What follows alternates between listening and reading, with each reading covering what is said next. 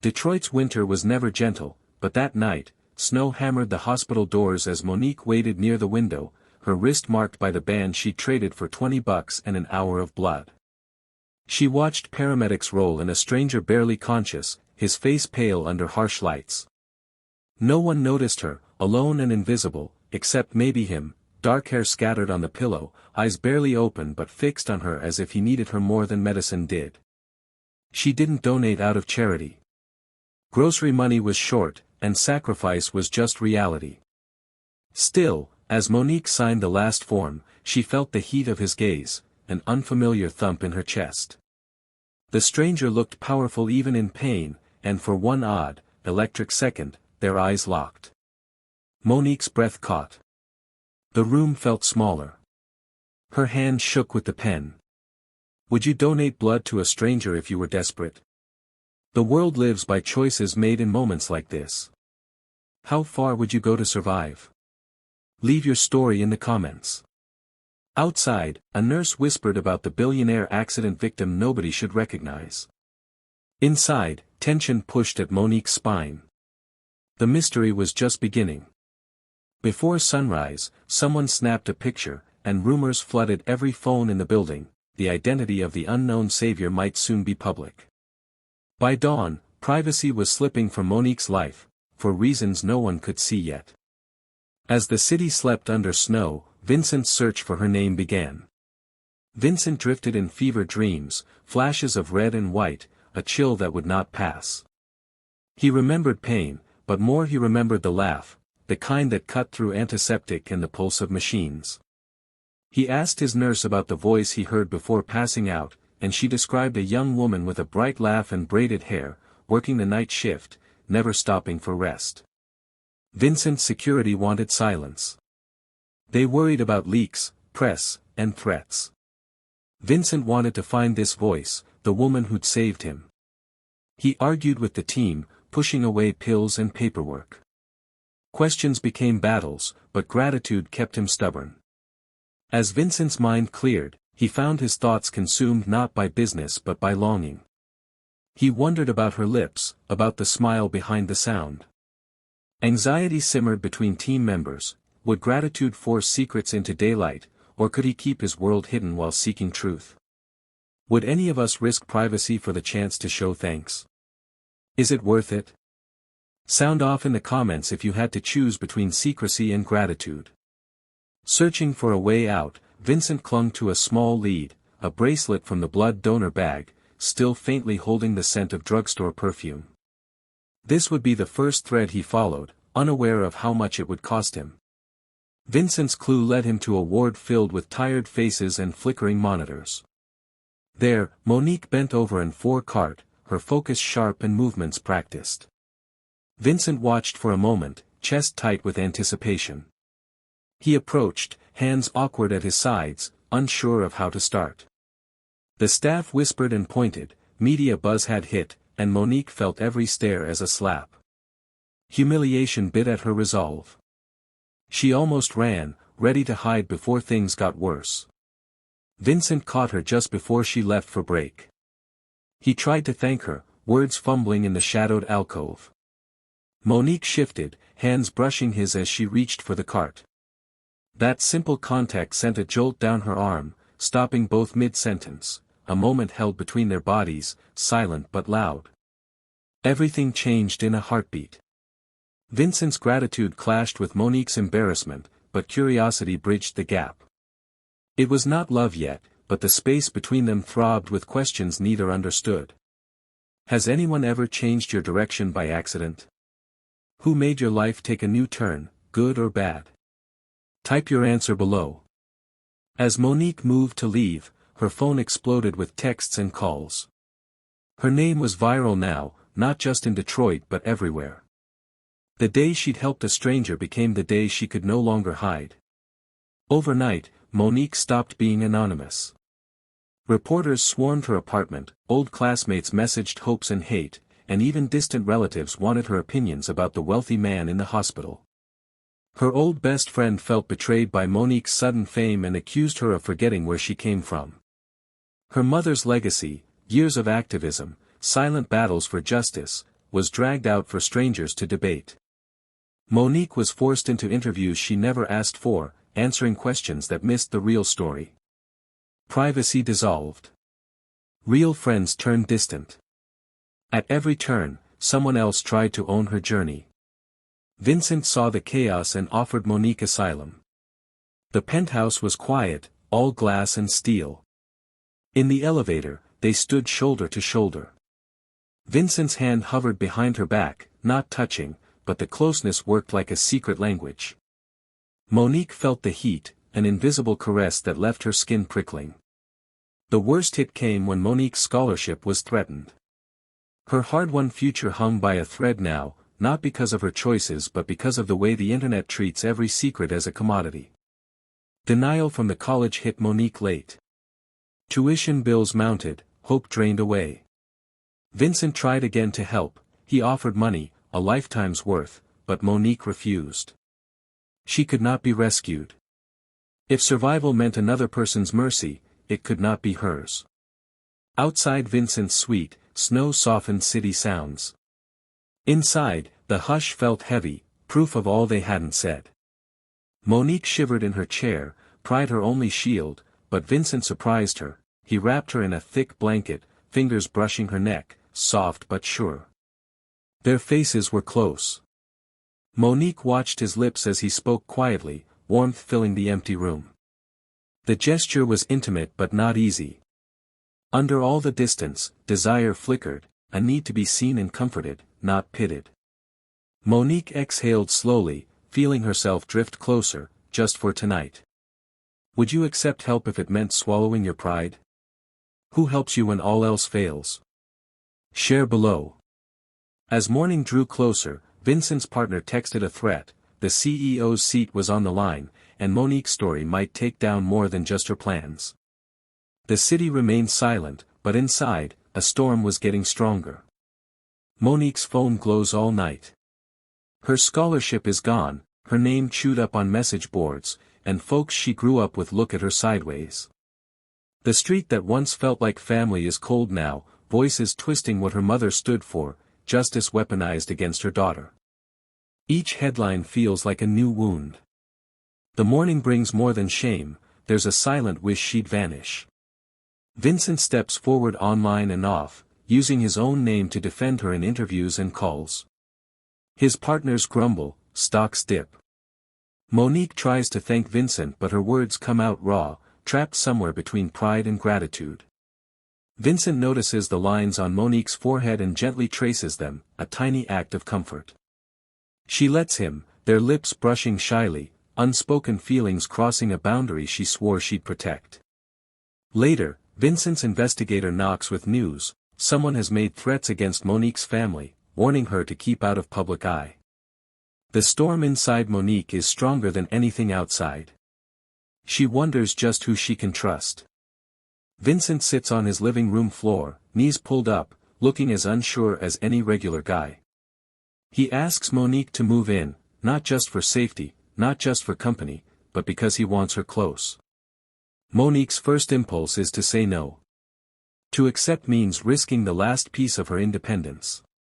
News crews camp outside. Gossip blooms about her motives and his. Their talk heats up. Monique demands honesty, asks what Vincent really expects. He stands, closes the space between them, and kisses her. It's needy, half apology, half dare. The world outside howls, inside, Monique's heart pounds. Before sunrise, Monique finds a brown box outside her apartment. Inside is a single slip of paper, quit now, or you'll lose everything. She locks the door, chills running along her skin, wondering if love really is protection or just another gamble. Suddenly, Monique can't walk down the block without someone recognizing her, corners buzzing with reporters and angry activists. Vincent's company is on shaky ground, his board quietly discussing his exit.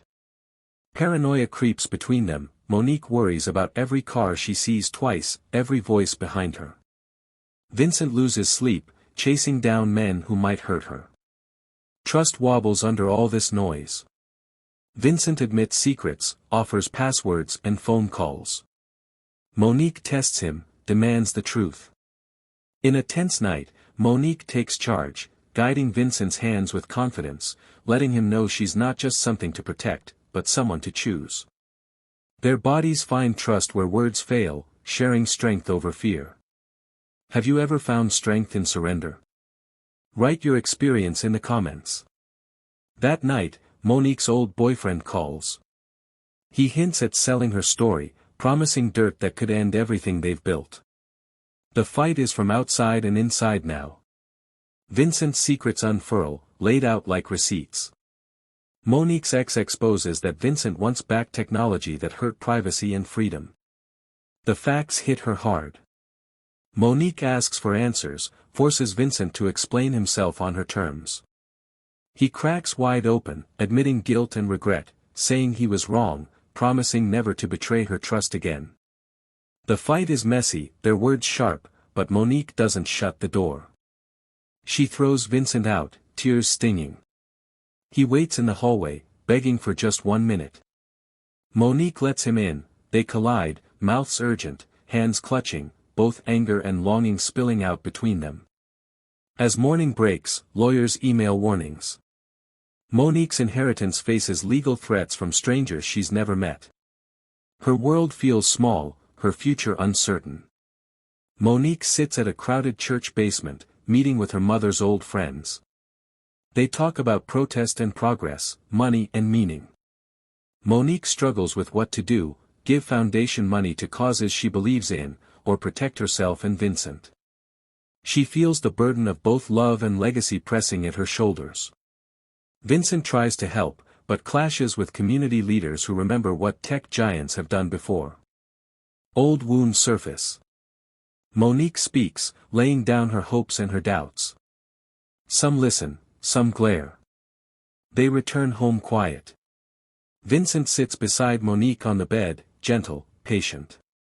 She rakes her fingers through his hair, he kisses her back gently, slowly. They hold each other in a silence thick with respect, finding comfort in touch when words fail.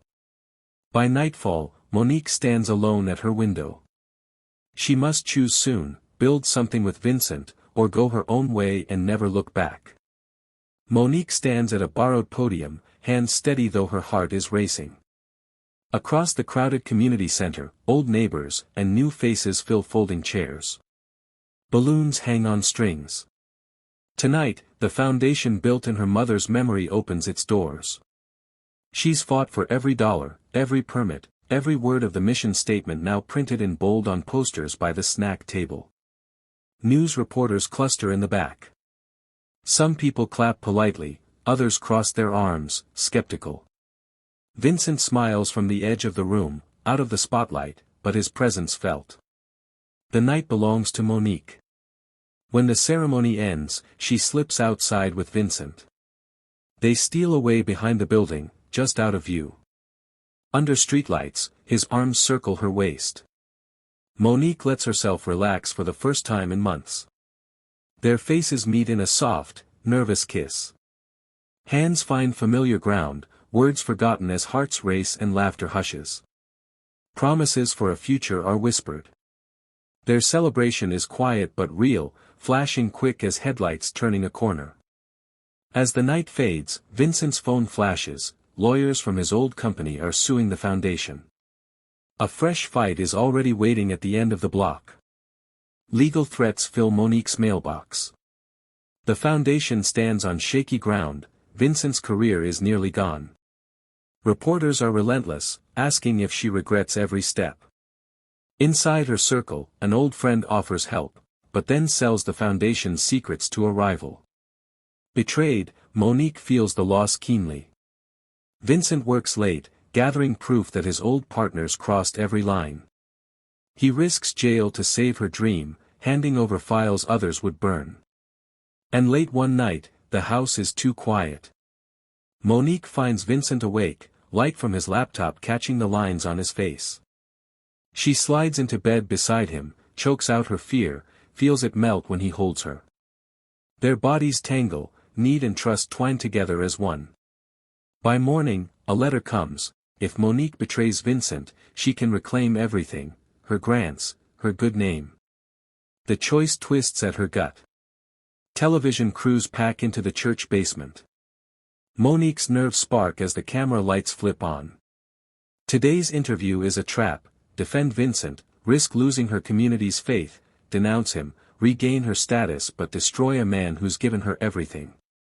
Questions swirl, pushing her to the edge. Monique answers with simple truth: no love is perfect, but integrity matters more than any check or title. In the back, Vincent waits for the fallout. He steps forward, admits his own failures on live TV, says goodbye to any hope of returning to his old life. Monique tries to send him away, but he's soaked from a cold rain, and as she opens the door, tears run down both their cheeks. Their last embrace is fire and ache. Clothes stick to skin, mouths crushed together, every memory, every regret, every hope boiling up in that stormy rush. When Monique wakes, Vincent is gone. She finds his ring, cool and heavy, on her pillow. Months pass. Detroit's snow thaws, flowers creep out in cracked sidewalks. Monique's foundation flourishes, helping families like hers survive the next storm. After work, she chooses peace, no interviews, no answering for the lives of others. Privacy is a hard-won shield, but she learns to carry it lightly. On the anniversary of her first donation, a letter arrives with no return address. It's Vincent, admitting he's been watching from afar, ensuring her work never ran dry. He invites her to join him for a new beginning. Their reunion glows with quiet hunger, touches lingering on old scars, hands relearning what trust feels like. Wordless apologies slow each kiss, forgiveness finds home in the space between breaths.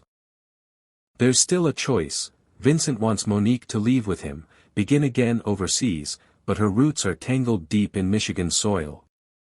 Monique wakes to sunlight painting lines across Vincent's chest. Their worlds, Detroit and Silicon Valley, sorrow and hope, have finally fused. She runs a new foundation in both cities. Vincent supports without overshadowing, his hands steady at Monique's back, letting her lead. Their bond is proof you don't have to pick between dignity and desire. The story ends in their home, laughter echoing down the hall, future wide open and unwritten. They move through the kitchen, through busy mornings and slow weekends, fingertips brushing over coffee mugs, eyes telling old jokes made new. Every touch is both reminder and promise. In the final scene, Monique whispers against Vincent's shoulder, "No more running. Only reaching." They hold each other as the world outside hums along, grateful for hard-won peace. If this story moved you, subscribe for more. Hit the bell, join the family, and never miss a lesson that matters. What would you choose, love, money, or legacy? Drop your own answer in the comments. For some, it's the question that lasts a lifetime.